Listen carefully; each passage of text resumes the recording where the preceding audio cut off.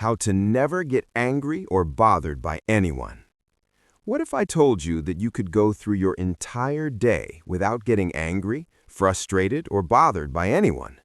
What if I told you that the people who seem to push your buttons, the ones who trigger your worst reactions, could become completely powerless over your emotional state? Most people think anger and frustration are just natural reactions to difficult people and situations. They believe that when someone cuts them off in traffic, when their boss criticizes them unfairly, or when someone disrespects them, getting angry is inevitable. But they're wrong. The truth is, your emotional reactions are not controlled by other people. They're controlled by you. And once you understand the science behind emotional regulation and master the techniques I'm about to share with you, you'll never be at the mercy of other people's behavior again. By the end of this video, you'll have a complete system for maintaining emotional control in any situation. You'll understand why most people fail at emotional regulation, and you'll have the exact step-by-step process to stay calm, composed, and in control, no matter what anyone throws at you. Chapter 1. The 3 emotional traps that keep you reactive. Here's what most people don't understand about anger and frustration.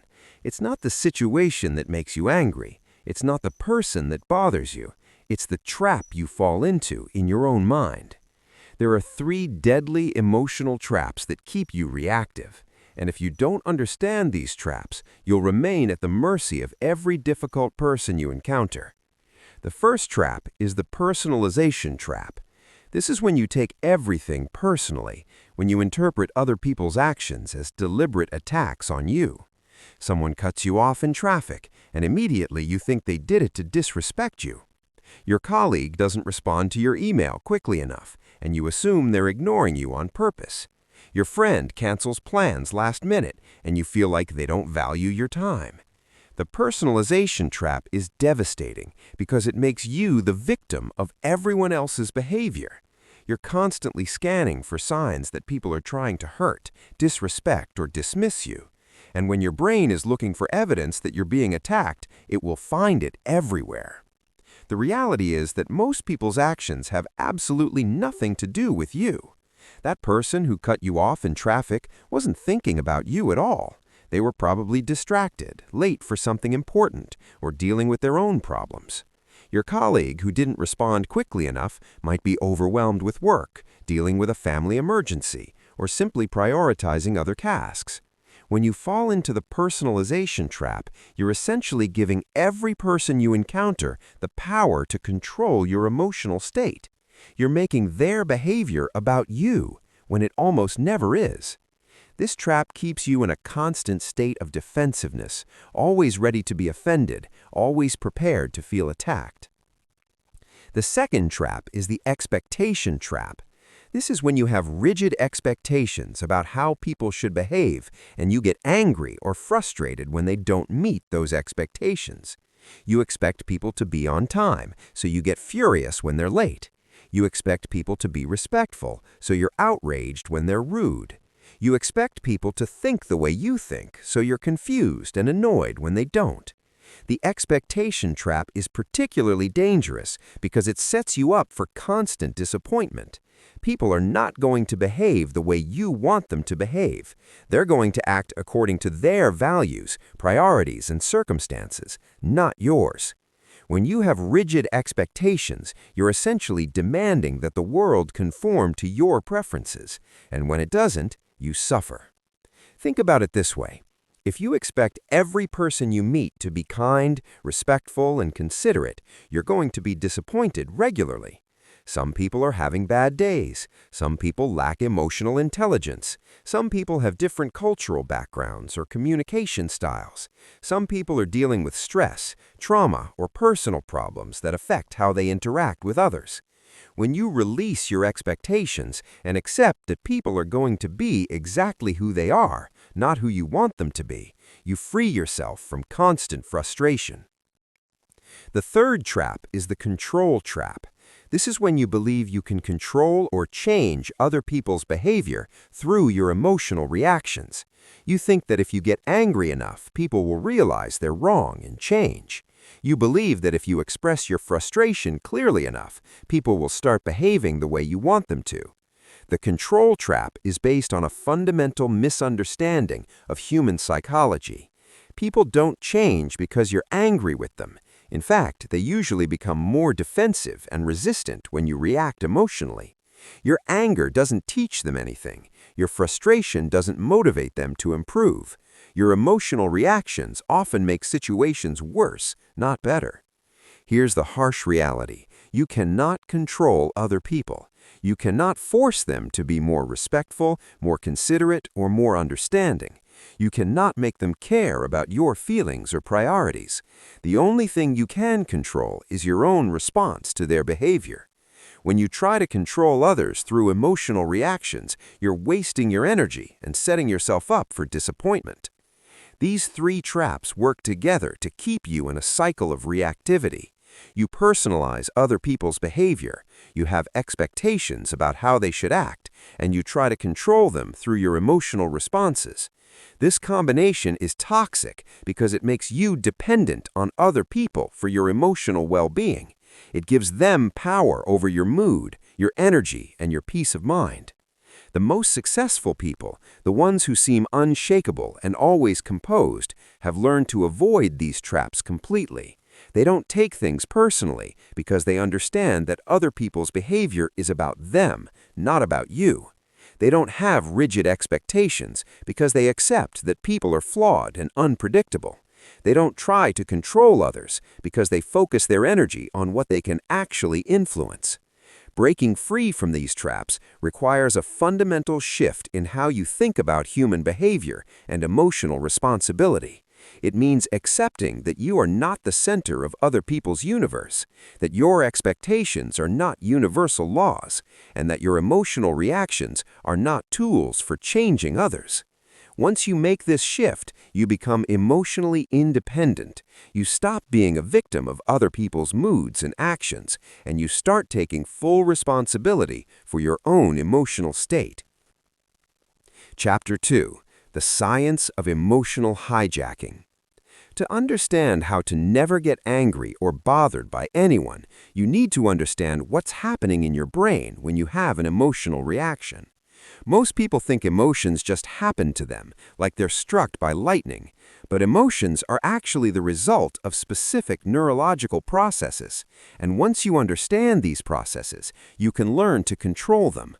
When something happens that your brain interprets as threatening, offensive, or frustrating, your amygdala, the alarm center of your brain, triggers what's called an emotional hijack.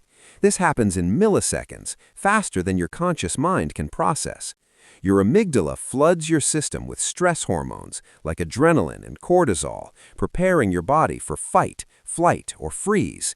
Your heart rate increases, your muscles tense, and your thinking becomes narrow and reactive. This emotional hijacking served our ancestors well when they faced physical threats like predators or enemies. The ability to react quickly without thinking could mean the difference between life and death. But in modern life, your brain can't tell the difference between a saber-toothed tiger and an annoying coworker.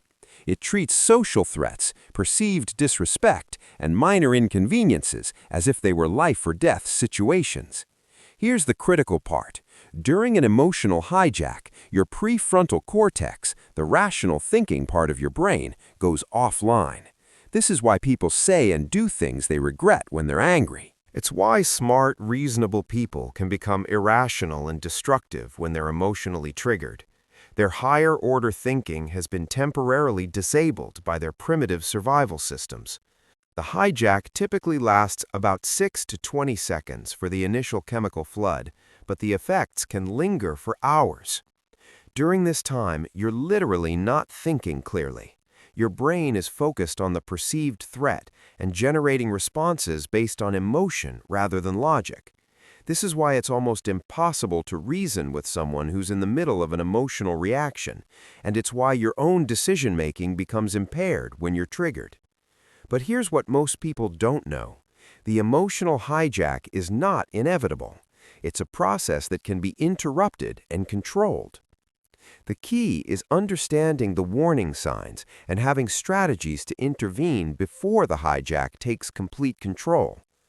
The warning signs of emotional hijacking are both physical and mental.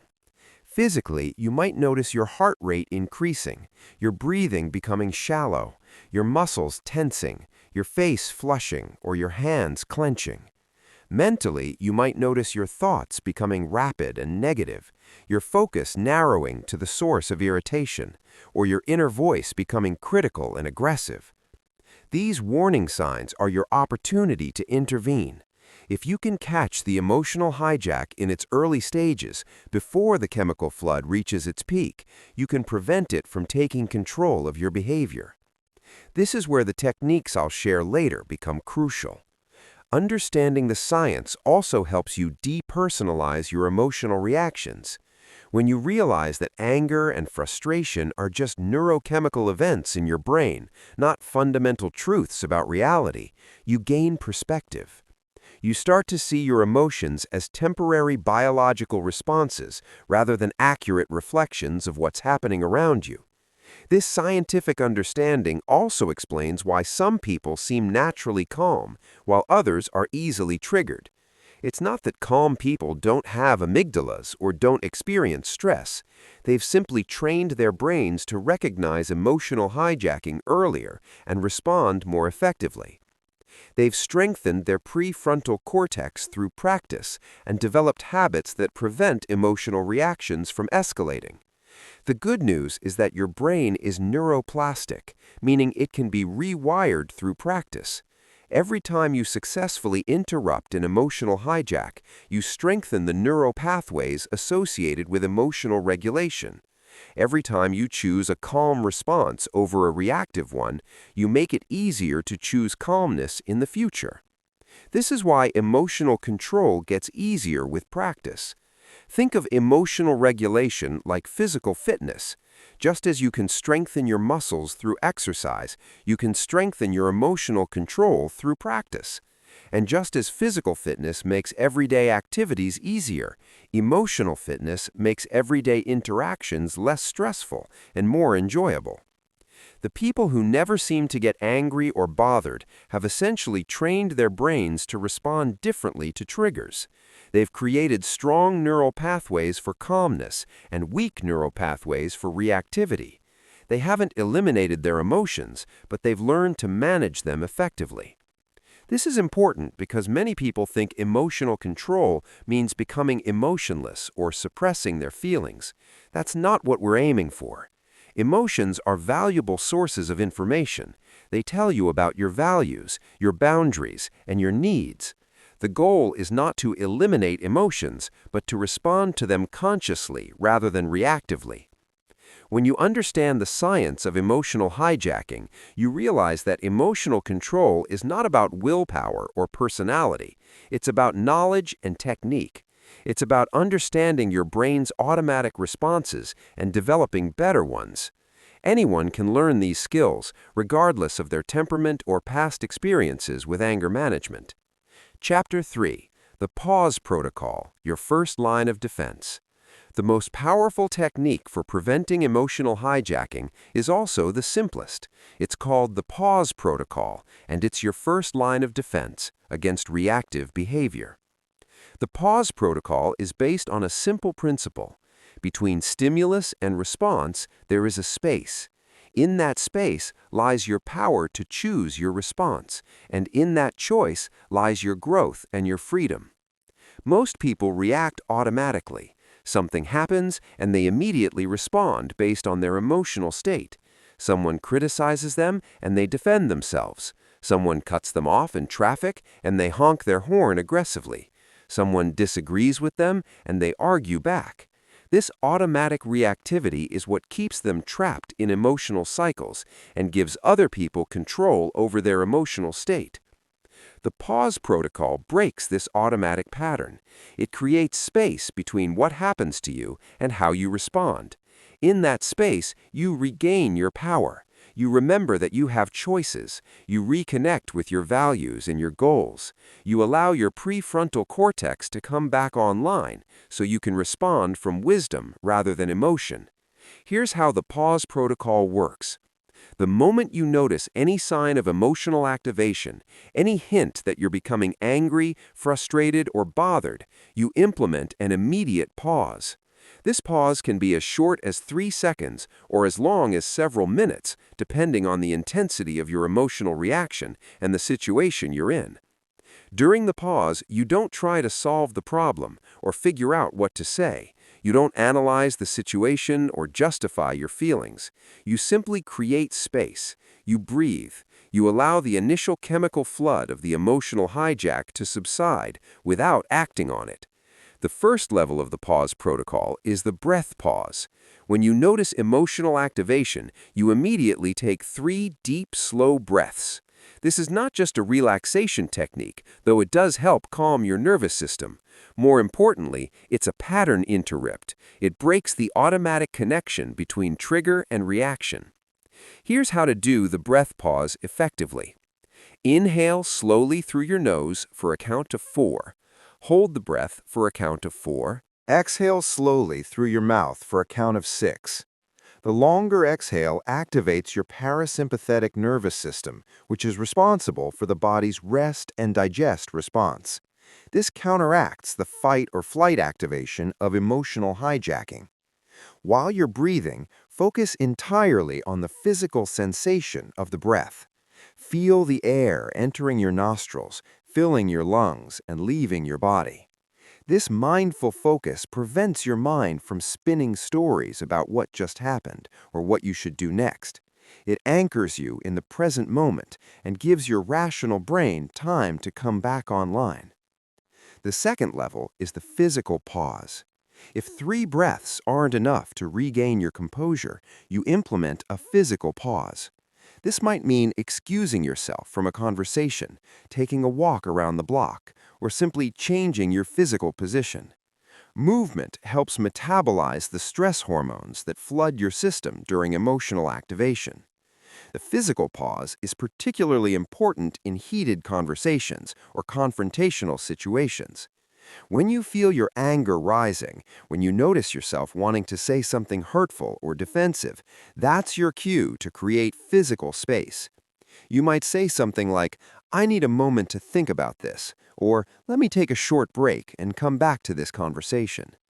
Many people resist the physical pause because they think it makes them look weak or because they don't want to give the other person the last word. But the physical pause is actually a sign of strength. It shows that you're in control of yourself and that you're committed to handling the situation effectively rather than just venting your emotions. The third level is the time pause. For more intense emotional reactions or complex situations, you might need hours or even days to fully process your feelings and determine the best response. The time pause prevents you from making decisions or having conversations while you're still emotionally activated. During a time pause, you might tell someone, "This is important to me, and I want to give it the consideration it deserves. Can we continue this conversation tomorrow?" Or you might simply wait before responding to an email or text message that triggered you. The time pause ensures that your responses come from a place of clarity rather than reactivity. The key to making the pause protocol effective is practicing it before you need it. Most people only try to pause when they're already highly activated, and by then it's much harder to interrupt the emotional hijacking process. Instead, practice pausing during low-level irritations, when someone takes a long time at the grocery store checkout, when you're stuck in traffic, when you receive a mildly annoying email. Use these situations to strengthen your pause reflex. The more you practice pausing during minor irritations, the more automatic it becomes during major provocations.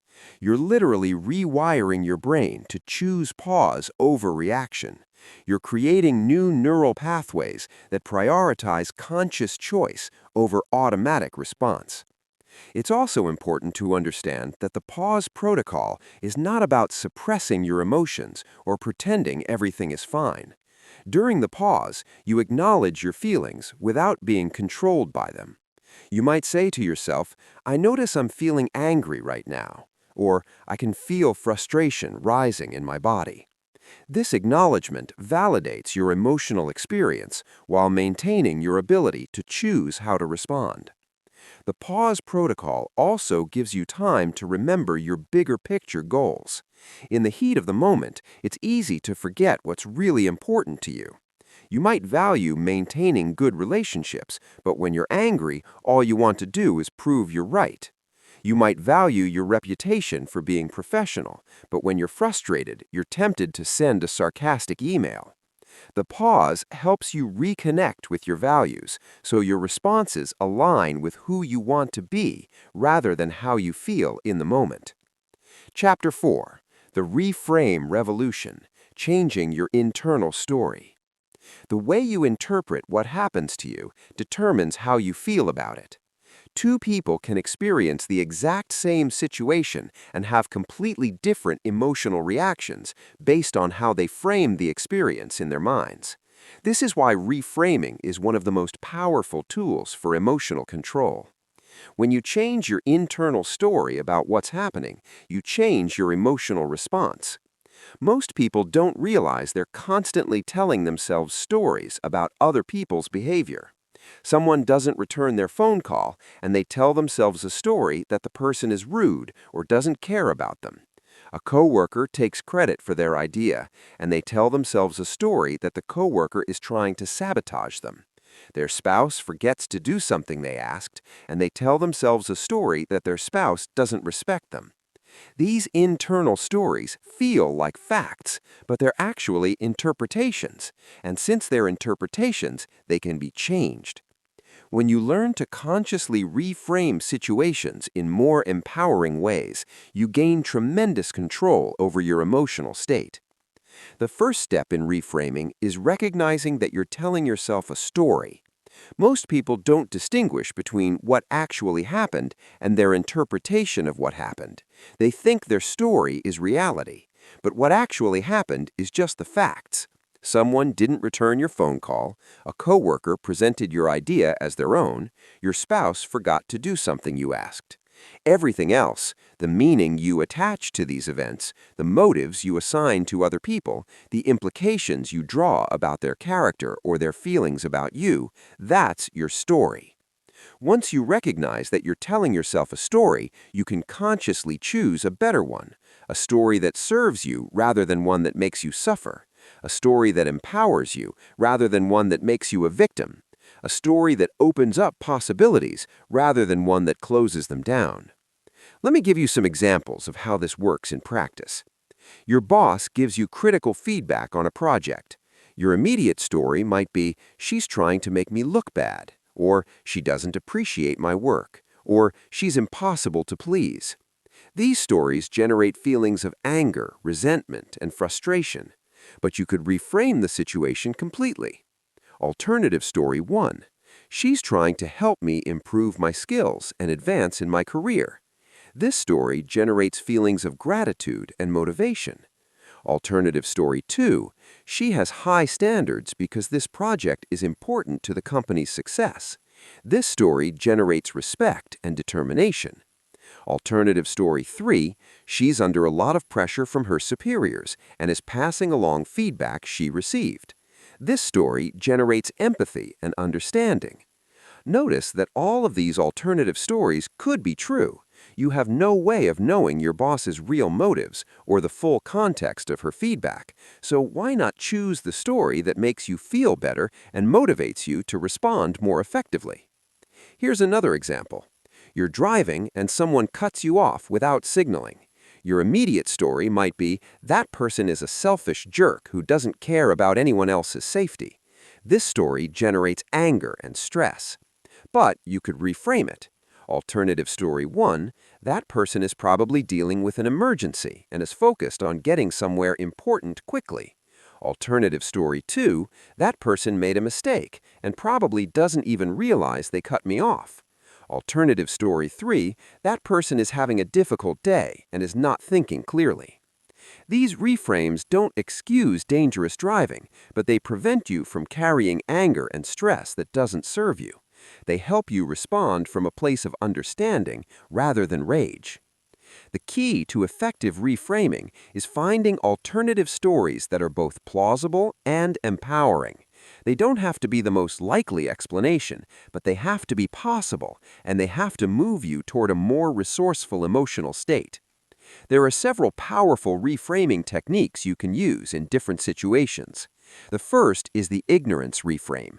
Instead of assuming that people who behave badly are malicious or selfish, assume they're ignorant. They don't know better. They haven't been taught better social skills or emotional intelligence. They're doing the best they can with their current level of awareness. This reframe generates compassion instead of anger. The second is the pain reframe. Instead of assuming that difficult people are trying to hurt you, assume they're in pain themselves.